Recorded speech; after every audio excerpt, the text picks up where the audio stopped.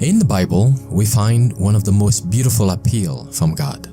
It says, "Today, if you hear His voice, harden not your heart." Would you like to spend this day with God? Listen to this devotional. This Day with God, a devotional by Ellen G. White. Step by step. His Lord said unto him, Well done, thou good and faithful servant.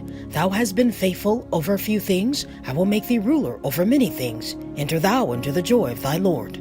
Matthew 25, verse 21. Oh, how many are waiting for opportunity to do some great work of self-sacrifice and are overlooking the little daily tests which God gives to prove them. It is the little things of life that develops the spirit in men and women and determine that character. These trifles cannot be neglected, and yet the man be prepared to endure the severe tests when they are brought to bear upon him. Your character building is by no means finished. Every day, a good or a bad brick is placed in the structure.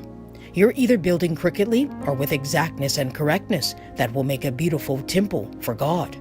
Therefore, look not for great opportunities and neglect the present little opportunities of doing little acts of kindness. In words, in tones, in gestures, in looks, you can represent the Spirit of Jesus. He who neglects these little things and yet flatters himself that he is ready to do wonderful things for the Master will be in danger of failing altogether. Life is not made up of great sacrifices and wonderful achievements, but of little things. Kindness and love and courtesy are the marks of the Christian. You need to cherish the precious qualities that existed in the character of Jesus. In our association with each other, let it be ever remembered that there are chapters in the experience of others that are sealed from mortal eyes. There are sad histories that are written in the books of heaven which are sacredly guarded from prying eyes.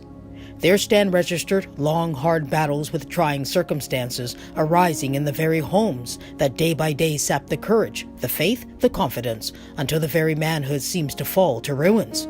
But Jesus knows it all, and He never forgets. To such, words of kindness and of affection are welcome as the smile of angels. A strong, helpful grasp of the hand of a true friend is worth more than gold and silver. It helps him to regain the manhood of the man.